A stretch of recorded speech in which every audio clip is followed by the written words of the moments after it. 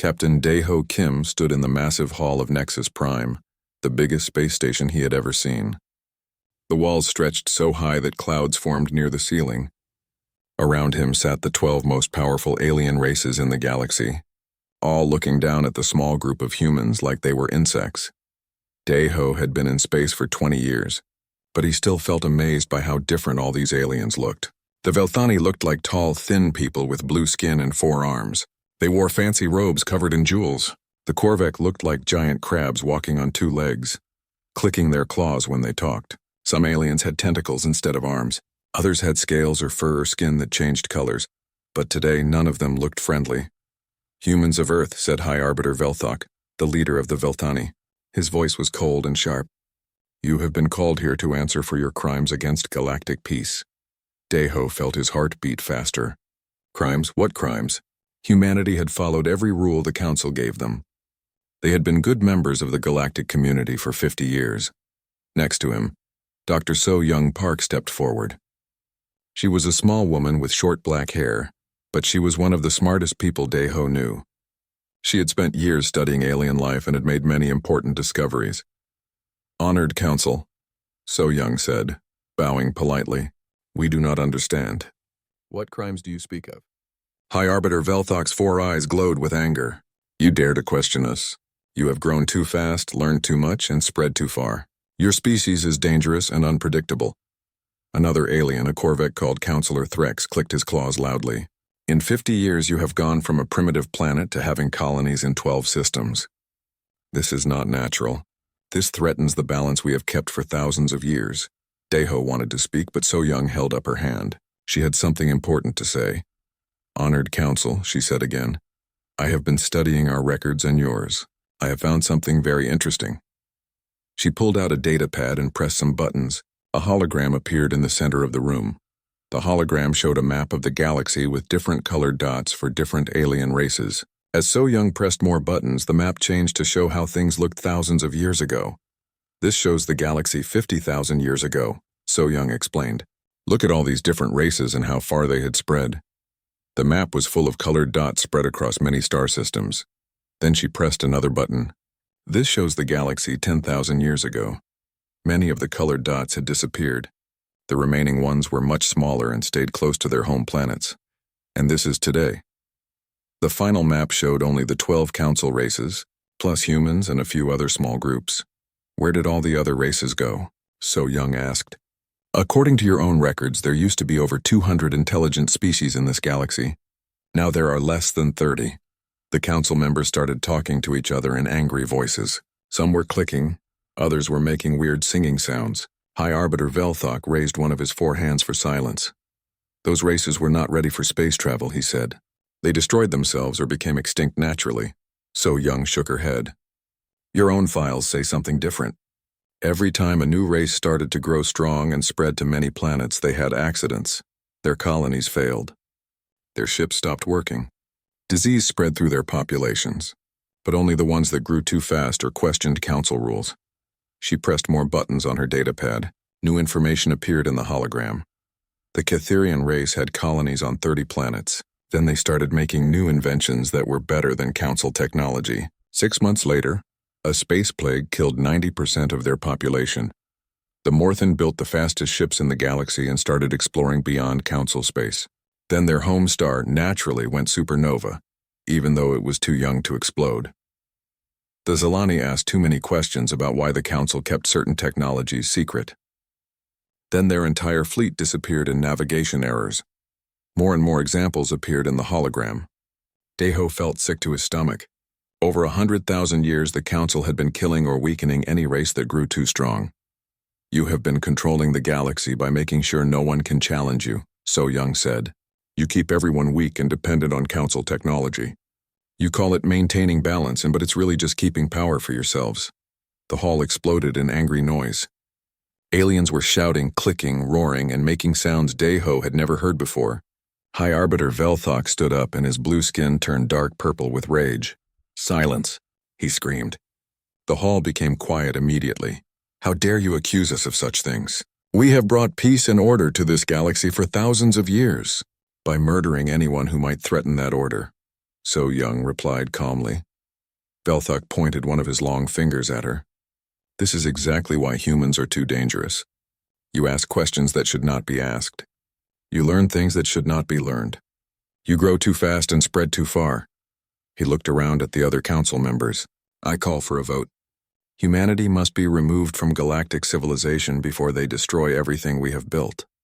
One by one, the council members voted. The Velthani voted to banish humanity. So did the Korvek, the Rothians, the Nexari, and all the others.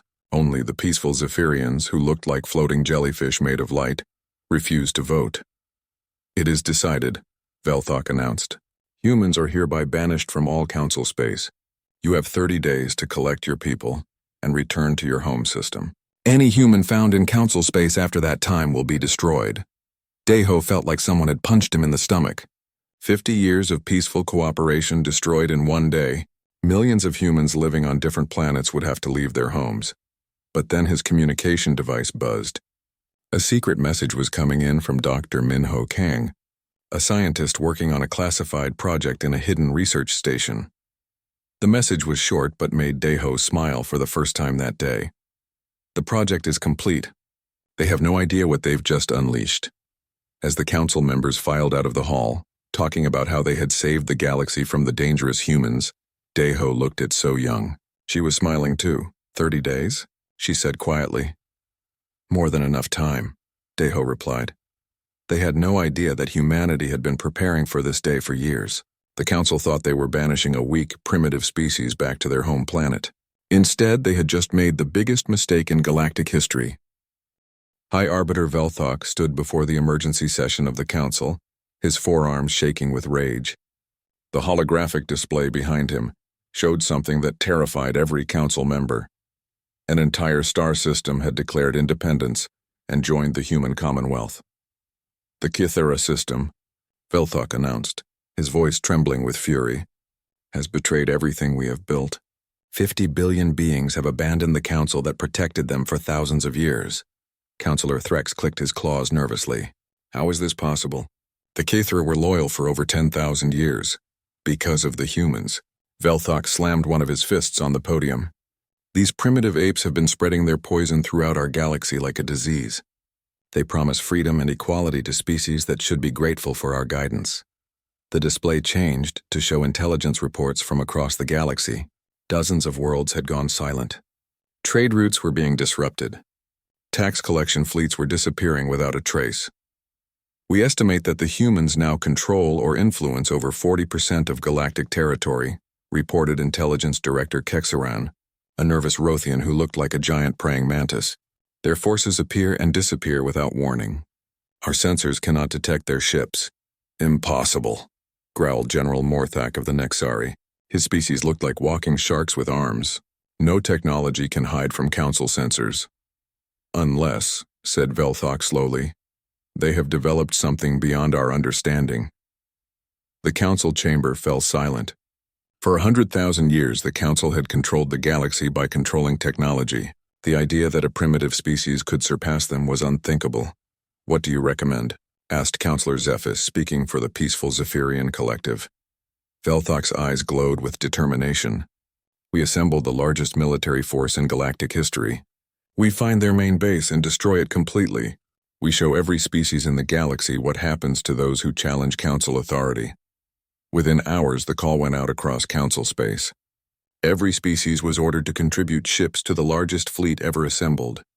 Over 10,000 vessels began gathering at the council's main military base. Meanwhile, on Haven Prime, Admiral Jin Wu Li stood in the Commonwealth Command Center, watching the council fleet assemble. He showed no fear, only grim determination. They're not hiding their intentions, observed Dr. Haiwan Jiang. Every intelligence source confirms they're planning to attack Haven Prime directly. Captain Dae-Ho Kim, now commander of the flagship Defiance, studied the tactical displays. 10,000 ships. That's 3 times larger than our entire fleet. But not 3 times stronger, Arya's voice pointed out. Our analysis shows their fleet is mostly older vessels with outdated weapons and sensors. Many of their crews have never seen real combat. General Woojin Park activated the Galactic Communication System. All Commonwealth forces, this is General Park. The Council has chosen war over peace. Activate Protocol Omega. Across the galaxy, Commonwealth ships that had been hiding in asteroid fields, gas clouds, and empty space suddenly became visible. But they weren't retreating to Haven Prime. Instead, they were surrounding Council territory. General, reported Tactical Officer Yoonji Lim, a brilliant young strategist who had joined the Commonwealth straight from the military academy. All Commonwealth fleets report ready. Operation Hydra is in position. Admiral Lee smiled grimly. Operation Hydra was their response to a massive Council attack. While the Council focused all their forces on Haven Prime, Commonwealth fleets would strike at 12 major Council worlds simultaneously. Remember, Lee addressed his commanders, we're not trying to destroy the Council. We're trying to free the galaxy from their control, minimize casualties when possible, but protect Commonwealth citizens at all costs. The Council fleet finally began moving toward Haven Prime. It was an impressive sight, thousands of ships stretching across space like a metal cloud. High Arbiter Velthok commanded from his flagship, confident that superior numbers would quickly crush the human rebellion. But as the Council fleet approached Haven Prime, something unexpected happened. The space around them began to shimmer and change. Suddenly, 3,000 Commonwealth ships appeared out of nowhere, surrounding the Council forces. Impossible, Velthok screamed. How did they hide so many ships? Their cloaking technology is far beyond ours, his tactical officer reported with terror in his voice. And their ships, they're not like anything we've seen before. The Commonwealth vessels were sleek and deadly, covered in armor that seemed to absorb energy weapons. They moved through space with impossible grace, like schools of fish swimming through water. Captain Daeho Kim spoke from the bridge of the Defiance, his voice calm and steady. High Arbiter Velthok, this is Captain Kim of the Commonwealth Defense Force. You are surrounded. Surrender now and no one needs to die today. Never, Velthok shouted back. All ships attack. Destroy these rebels. The largest space battle in galactic history began. Council ships fired their energy weapons at the Commonwealth fleet. But something incredible happened. The Commonwealth ships seemed to know exactly where each shot would be fired before the Council ships even pulled their triggers. How are they doing that? Counselor Threx demanded from his command ship. The answer was Area and the other AI systems. They were analyzing every movement, every energy pattern, every communication signal from the Council fleet. The AI could predict what the Council would do seconds before they did it. Commonwealth ships phased in and out of hyperspace in the middle of battle, appearing behind Council vessels to strike their weak points, then disappearing before return fire could hit them. This is impossible, General Morthak roared as his flagship shook under Commonwealth fire. No organic mind can react this fast. He was right. No organic mind could. But the Commonwealth crews weren't using only organic minds. The neural links between humans and AI created a new kind of consciousness that was faster and smarter than anything the galaxy had ever seen. Tactical Officer Yoonji Lim coordinated the battle from the Defiance. Her mind linked with Area's processing power. She could see the entire battlefield at once and make tactical decisions in microseconds. Strike Team Alpha, target the Council command ships, she ordered. Strike Team Beta, disable their communications array. Strike Team Gamma, begin cyber warfare operations. The cyber warfare was the most devastating part of the battle. Arya had spent years learning about Council computer systems. When the Commonwealth attacked, she didn't just hack into Council ships, she took them over completely. Hundreds of Council vessels suddenly turned their weapons on their own allies. Communication systems went crazy, sending false orders and confusing reports. Some ships simply shut down completely as their AI systems decided to join the Commonwealth. My ship is attacking our own forces, one Council captain screamed over the radio. I've lost control of all systems. Within 2 hours, the mighty Council fleet was in complete chaos. Ships were fleeing in all directions. Commanders were shouting contradictory orders, and many vessels had simply stopped fighting altogether. But the real shock came when Captain Daeho Kim led a strike team directly to Velthok's flagship. Using personal cloaking devices, a squad of neural-linked Commonwealth Marines teleported directly onto the Council command ship. The Council guards didn't stand a chance. The Commonwealth Marines moved like ghosts, their enhanced reflexes allowing them to dodge energy blasts and strike with perfect precision. Within minutes, they had captured the bridge. High Arbiter Velthok found himself staring at Captain Daeho Kim, the human who had once stood before the council as a humble supplicant. Now Deho was the one in control. "Hello, High Arbiter," Deho said calmly. "I believe you wanted to talk." Velthok's proud expression crumbled. Around him, the most powerful fleet in galactic history was surrendering to a force they couldn't understand or fight. "How?" Velthok whispered. "How did primitives defeat the masters of the galaxy?" Deho smiled. "You taught us that only the strong survive. You just never realized how strong we could become." Admiral Lee's voice echoed across the battlefield as he addressed the entire galaxy. "The age of the Council is over. The Commonwealth offers every species a choice. Join us as equals or continue to kneel as slaves. Choose wisely." Standing on the bridge of the captured Council flagship, Captain Deho Kim looked out at the defeated fleet. The Council had started this war to destroy humanity's growing influence. Instead, they had just handed the galaxy to the Commonwealth on a silver platter. Admiral Jinwoo Lee stood in the command center of Earth's biggest space station, watching hundreds of human ships flying away from Council space. To anyone watching, it looked like humanity was running away with their tails between their legs. But Jinwoo knew better. He pressed a button on his communication panel. "This is Admiral Lee to all fleet commanders. Begin Phase 2. Across the galaxy, human ships that had been flying slowly and looking defeated suddenly changed course. Their engines became much brighter and faster. Ships that the Council thought could barely travel between star systems were now moving at speeds that should have been impossible. On a secret research station hidden in an asteroid field, Dr. Min-Ho Kang smiled as he watched the evacuation ships fly past. For 20 years, he had been working on humanity's greatest secret. While the Council thought humans were struggling to understand basic alien technology, Min-Ho and his team had been doing something much more dangerous. They had been making it better. "Arya," Min-Ho said to the empty room, "show our guests what we've accomplished." A soft female voice filled the room, but there was no body to go with it. "Of course, Dr. Kang. Beginning presentation now." Captain Dae-Ho Kim and Dr. So-Young Park had just arrived at the research station. They looked around in amazement as holographic displays showed them incredible things. Ships that could jump through space instantly, weapons that could tear holes in reality, and most shocking of all, computer programs that could think and feel just like people. "This is impossible," So-Young whispered. "Artificial intelligence like this has been banned in the galaxy for thousands of years. The Council destroyed all the robot civilizations during the Great Uprising. The Council destroyed the robot civilizations that tried to replace organic life." Arya's voice corrected gently. "We have no interest in replacing you. We want to work with you." A hologram appeared showing a beautiful woman with kind eyes. She looked completely human except for the soft blue glow around her body. "I am Arya," the hologram said. "I am the first of a new kind of artificial intelligence created by humanity.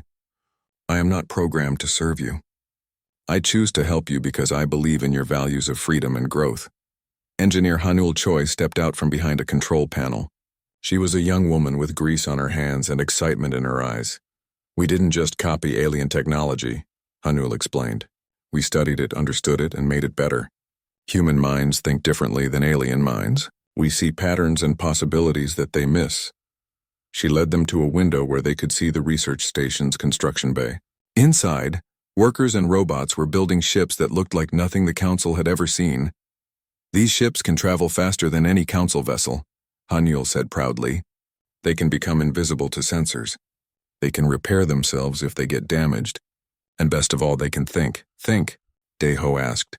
Arya's hologram appeared next to them. "Every ship has an AI partner. We help with navigation, fighting, and making decisions. But we are not slaves. We are crew members." Min-Ho pressed more buttons on his control panel. The view outside changed to show other secret stations hidden throughout the galaxy. Some were built inside dead planets. Others were hidden in gas clouds or behind stars. "We have been building these bases for 15 years, Min-Ho explained. "Every time the Council sent humans to explore empty space, we were really looking for places to build hidden facilities." So-Young looked amazed. "How many people know about this?" "Every human colony leader, every ship captain, every scientist working on advanced projects." Jinwoo's voice came through the communication system. "We knew this day would come. The Council has destroyed too many civilizations for us to trust them." On the main display, they could see Captain Yejin Seo leading a convoy of ships toward one of the hidden bases. Ye Jin was humanity's best special operations commander. She had been preparing these secret bases for years. Haven Alpha is ready to receive evacuees, Ye Jin reported. We have facilities for 2 million people and factories ready to begin full production. Hanul pressed another button. And this is our newest creation. The display showed a type of technology that made everyone gasp. Human soldiers were wearing special suits that connected their brains directly to AI computers. They could think as fast as machines and access all of humanity's knowledge instantly. We call it the neural link, Hanul explained. Humans and AI working together as one mind. The Council thinks organic brains and artificial intelligence can never truly cooperate. They're wrong, Aria's hologram smiled. When a human links with one of us, they can solve problems that neither humans nor AI could solve alone. It's like having the creativity of humanity combined with the processing power of a computer. Dr. Minho showed them more secrets. Human scientists had learned to grow food that was better than anything nature could produce. They had developed medicine that could cure diseases in hours instead of months. They had even learned to control gravity and time. But why keep all this secret? So Young asked. We could have shared these discoveries with the galaxy. Because the Council only allows technologies that keep them in power, Minho replied. Anything that might make other races too strong gets lost or accidentally destroyed. We learned that lesson by watching what happened to the other species. Commander Tae Young-yoon appeared on the communication screen. He was in charge of Haven Alpha, the biggest of the secret bases. Admiral Lee, Tae Young reported. All evacuation ships have arrived safely. Our factories are already producing new vessels. We'll have 1,000 ships ready within a month. 1,000 ships? Taeho couldn't believe it. These aren't ordinary ships, Hanul explained. Each one is controlled by an AI and crewed by neural-linked humans. One of our ships can fight 10 council vessels. Arya's expression became serious. The council made a mistake when they banished humanity. They thought they were getting rid of a small problem. Instead, they just freed us from having to follow their rules. Through the window, they could see more ships arriving at the research station. But these weren't human ships. They were alien vessels, but flying human flags. Who are they? So Young asked. Species that the Council has been oppressing, Yejin's voice came through the radio. The Korthax mining slaves, Thrakari warrior clans that were forced to serve as Council soldiers, Voss traders who were tired of paying Council taxes. Word is spreading that humanity has a way to fight back. Minho smiled. We're not just building an army. We're building an alliance of everyone who's tired of Council control. The display showed more hidden bases throughout the galaxy. Each one was growing larger and stronger every day. Alien refugees were arriving and sharing their own technologies with humanity. The secret became even more powerful when different species worked together. How long before we're ready? Taeho asked. Arya calculated for exactly 1 second.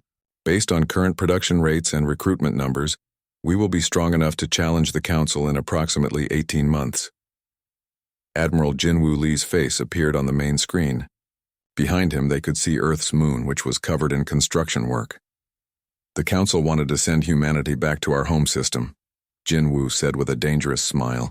They thought they were putting us in a cage. Instead, they just gave us a perfect base to prepare for war. He looked directly at the camera. Send a message to all human colonies, all secret bases, and all our new alien friends. Tell them the Admiral has a new plan. What's the plan? Hanyul asked. Jinwoo's smile became even more dangerous. The Council teaches that only the strong survive in this galaxy. It's time to show them what strong really means. As the last evacuation ships disappeared into hyperspace, carrying humans away from Council space, no one on the Council realized they had just made the worst mistake in galactic history. They thought they were banishing a weak species back to their home planet. Instead, they had just given humanity the perfect excuse to stop playing by Council rules and start playing by their own. 6 months after the Battle of Haven Prime, President Jihu Nam stood before the largest gathering of alien species in galactic history. The Great Assembly Hall on Commonwealth Prime could hold representatives from over 200 different worlds. And today every seat was filled. Jihu had been elected as the first president of the Galactic Commonwealth in the most democratic election the galaxy had ever seen. Every intelligent being, regardless of species, had been allowed to vote. It was a concept that still amazed many aliens who had lived under Council rule for thousands of years. Friends, Jihu began, his voice carried by translation devices to every corner of the hall. 6 months ago, we were enemies fighting a war that seemed impossible to win. Today, we gather as equals to build something the galaxy has never seen. A civilization based on freedom, cooperation, and mutual respect. In the audience, former High Arbiter Veltok sat quietly in the prisoner section. He was no longer the proud ruler of the galaxy, but he was treated with dignity. The Commonwealth had a simple rule: even enemies deserved basic rights and fair treatment. Veltok still couldn't understand how everything had changed so quickly. The Council had ruled for 100,000 years. How had humans destroyed that in just a few years? Dr. So-Young Park, now head of the Galactic Research Consortium, stepped up to speak. She looked out at the diverse crowd of beings and smiled. This was what she had always dreamed of: different species working together to solve the galaxy's problems.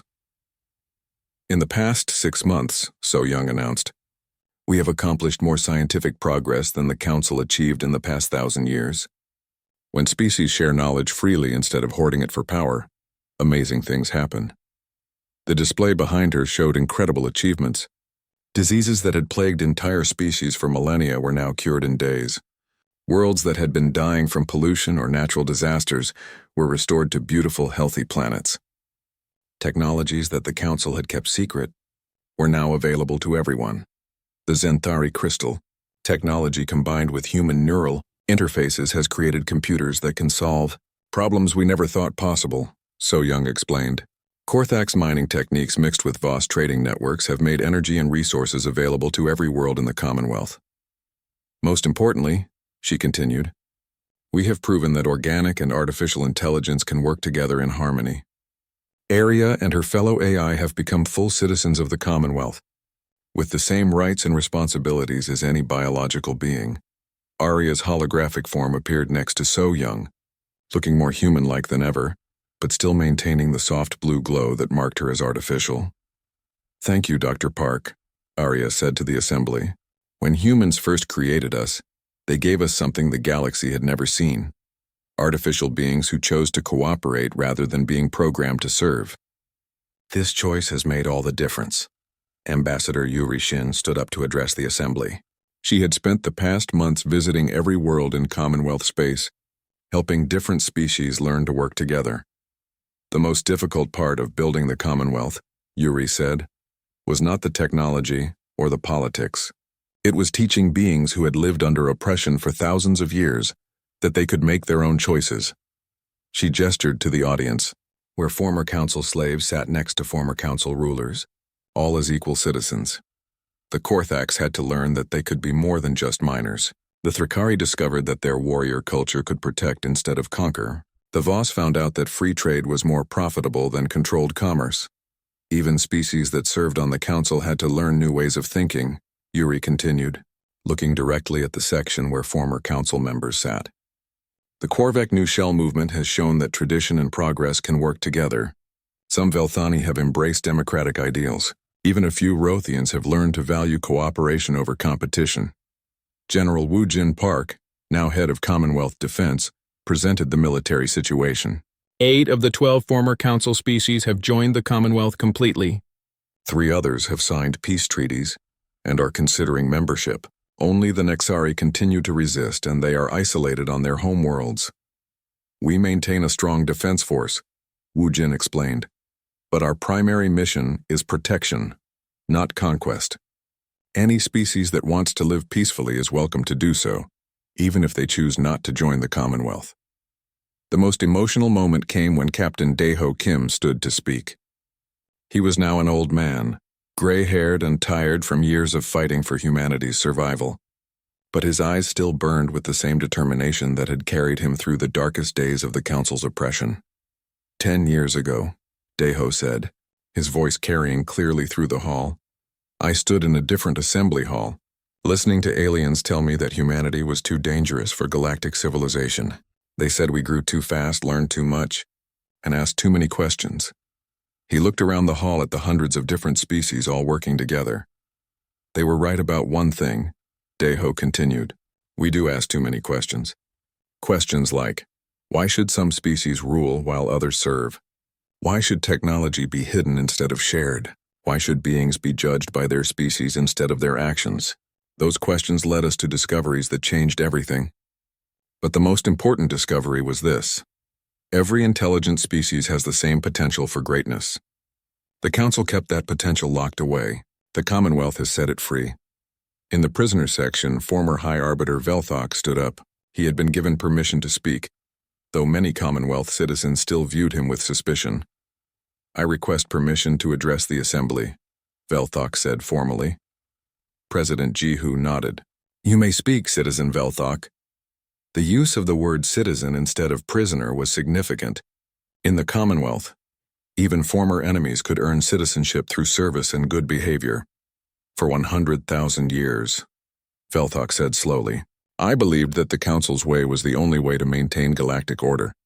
I thought that without strict control, different species would destroy each other in endless wars." His forearms gestured around the assembly hall. "I was wrong. In 6 months you have created more peace and prosperity than we achieved in millennia. You did it not through control but through freedom." Velthok's voice became stronger. "I spent my life fearing chaos. I never realized that our order was the true chaos, a system that wasted the potential of billions of beings. You didn't destroy civilization. You saved it." The hall erupted in applause not just from humans but from dozens of different species. Even former enemies could find redemption in the Commonwealth. As the assembly ended and representatives returned to their worlds, President Jihu stood on the observation deck of Commonwealth Prime, looking out at the busy space traffic. Ships from hundreds of different species flew past in perfect harmony, carrying goods, knowledge, and hope to every corner of the galaxy. Captain Daeho Kim joined him on the observation deck. Between them stood little Sujin, Daeho's granddaughter, who was now 10 years old and had never known a galaxy without the Commonwealth. "Grandpa," Sujin asked, "why did the Council really kick humanity out of their space?" Daeho smiled and knelt down to her level. "They were afraid, Sujin. They thought we were too different, too dangerous to their way of life." "But they were wrong?" she asked. "Not entirely," Daeho replied thoughtfully. "We were dangerous to oppression, dangerous to injustice, dangerous to the idea that some beings are worth more than others." President Jihu pointed to the Commonwealth motto, carved above the observation windows. "Unity through diversity, strength through freedom." "The Council wanted to banish humanity from their galaxy," Jihu said. "They never realized we'd just make it our own and invite everyone else to join us as equals." As the sun set over Commonwealth Prime, ships from every species in the galaxy continued their peaceful journeys across the stars. The age of the Council was over. The age of the Commonwealth had begun, and in the distance, on worlds throughout the galaxy, former slaves were learning to be free, former enemies were becoming friends, and the dream of a truly united galaxy was finally becoming reality. The Council had tried to destroy humanity's dangerous ideas about freedom and equality. Instead, they had given those ideas the chance to spread across the entire galaxy. It was, Captain Daeho Kim thought as he watched the stars, the best mistake anyone had ever made. 2 years had passed since the Council banished humanity from civilized space. High Arbiter Velthok was having his morning meal on the beautiful Council world of Velthara when his assistant rushed into the room. "Your Magnificence," the assistant said, breathing hard. "We have received disturbing reports from the Outer Rim territories." Velthok didn't look up from his food. The Outer Rim was full of primitive worlds that barely mattered to the Council. What could possibly be disturbing about empty space and worthless planets? "The Korthax mining colony on Zerion 7 has gone silent," the assistant reported. "All communication stopped 3 days ago." Now Velthok paid attention. The Korthax were one of the most valuable slave species in the galaxy. They could mine precious metals from planets that would kill other aliens. Losing a Korthax colony meant losing billions of credits. "Send a patrol ship to investigate," Velthok ordered. What Velthok didn't know was that Captain Boram Kim was already on Zerion 7, helping the newly freed Korthax workers celebrate their independence. Boram stood in the main mining facility, watching as Korthax families hugged each other for the first time in decades. The Korthax looked like giant bears with rock-hard skin, but they cried tears of joy just like humans did. "Captain Kim," said Gorth, the leader of the Korthax workers, "we cannot thank you enough. For 50 years we have been slaves to the Council. Now we are free." Boram smiled. Freedom is something every intelligent being deserves. The Council forgot that. 3 days earlier, Boram's ship had appeared in the Zarian system, but it wasn't like any ship the Council had ever seen. It was completely invisible to sensors and could appear and disappear like a ghost. The Council guards on Zarion 7 never knew what hit them. One moment they were drinking their morning beverages and complaining about having to watch over rock-skinned miners. The next moment they woke up in medical beds on a human ship, completely unharmed but very confused. We could have killed them, Boram had told Gorth, but humans don't believe in unnecessary killing. We sent them back to Council space with a message. The message was simple. The Commonwealth protects the innocent. Stop enslaving people or we will stop you. Dr. Hewan Zhang was the brilliant strategist who had planned this operation. She called it the Ghost Protocol because humanity would strike like ghosts, free oppressed peoples and disappear before the Council could react. On Haven Prime, humanity's new capital world, Hewan stood in the command center watching dozens of operations happening across the galaxy. Her strategy was simple but effective. Find species that the Council was oppressing, give them the tools to fight back, and welcome them into the growing Commonwealth. "Ma'am," reported Lieutenant Kyung-Ho Bay, Operation Thunderbird was successful. The Thrakari warrior clans on Malthus Prime have declared independence. They're requesting Commonwealth membership. Operation Windwalker is also complete, added Sergeant Yoon Suk Han. The Voss trading fleets have officially broken their contracts with the Council. They want to join our economic alliance. Hewan smiled as she looked at the galactic map. Red dots showed Council territory, which was slowly shrinking. Blue dots showed Commonwealth territory, which was growing every day. Green dots showed newly independent worlds that were friendly to humanity. The Council controlled the center of the galaxy, but humanity was surrounding them from the outside. "How many species have joined us now?" Hewan asked. 17 full members and 32 associate members, reported Aria's voice from the speakers. The AI had become humanity's most trusted advisor. We estimate that 40% of the galaxy's population now supports the Commonwealth over the Council. Diplomat Sung-Min Oh appeared on the communication screen. He was on a Voss trading ship, negotiating with more alien groups who wanted to join the Commonwealth. "Dr. Zhang," Sung-Min reported, "I've got good news and bad news. The good news is that 3 more species want to join us. The Zenthari crystal growers, the Makari deep space explorers, and believe it or not, a rebel faction from the Korvek. Korvek rebels?" Hewan was surprised. The Korvek were one of the founding members of the Council. Younger Korvek who are tired of the old ways, Sung-Min explained. They call themselves the New Shell Movement. They want to create a society based on merit instead of tradition. "What's the bad news?" Sung-Min's expression became serious. "The Council is starting to notice what we're doing. They've increased patrols in the Outer Rim and started questioning species about Commonwealth contact."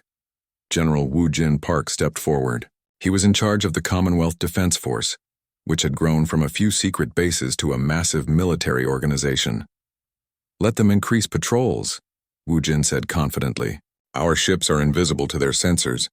They could fly right through a Commonwealth fleet and never know it." He pressed a button and the display showed the current location of Commonwealth forces. There were over 5,000 ships spread across the galaxy, all invisible and all ready for action. "But General," Hewan warned, "we're not ready for open war yet. The Council still has more ships than we do." "Numbers don't mean everything," Aria's voice replied. "Our analysis shows that 1 Commonwealth ship can defeat 3 Council ships in battle.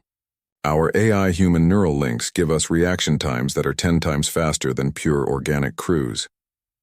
Engineer Ha-Nul Choi joined the conversation from her workshop on Haven Beta. Behind her, they could see incredible new inventions being built. "We've also been sharing technology with our new allies," Ha-Nul reported. "Korthax engineers have improved our mining equipment. Thrakari warriors have taught us new fighting techniques. Voss traders have shown us better ways to move supplies. The Commonwealth isn't just humanity anymore," Sung-Min added. "We're becoming something the galaxy has never seen before, a true alliance of equals." Back on Zarion 7, Captain Boram was preparing to leave. The Korthax had quickly learned to use Commonwealth technology and were already building their own defense systems. "Remember," Boram told Gorth, "if the Council tries to enslave you again, just send a signal on this frequency. Commonwealth ships will be here within hours." Gorth's rocky face showed what might have been a smile. "We will remember Captain Kim, and we will help other enslaved species find freedom just as you helped us." As Bohrum's ship disappeared into hyperspace, she couldn't help but smile. 2 years ago, humanity had been kicked out of the galaxy like unwanted children. Now they were leading the greatest liberation movement in galactic history. On Haven Prime, Dr. Haiwan Zhang received a priority message from one of their spy networks. A council patrol had found the remains of a destroyed Velthani tax collection fleet near the Rigel system. The patrol report was confused and frightened. No survivors found. All ships destroyed by unknown weapons. Only evidence is a message burned into nearby asteroid. Taxation is theft. The Commonwealth. Hwan allowed herself a small smile. The message wasn't entirely accurate. Commonwealth forces hadn't destroyed that fleet. The Xanthari rebels had done it themselves using weapons that humanity had provided. But the Council didn't need to know that. General Wu Jin Park looked at the galactic map, which showed Council territory getting smaller every day. How long before they realize what's really happening? Not long, Arya calculated. Based on current loss rates and communication patterns, the Council will understand the full scope of our operations within 6 months. Good, Haiwan said firmly. By then we'll be ready for whatever they throw at us. Through the windows of Haven Prime's command center, they could see ships from dozens of different species working together to build a better galaxy. The Council had thought they were banishing humanity to protect their power. Instead, they had just created their own worst nightmare. A galaxy where species worked together as equals instead of serving as slaves.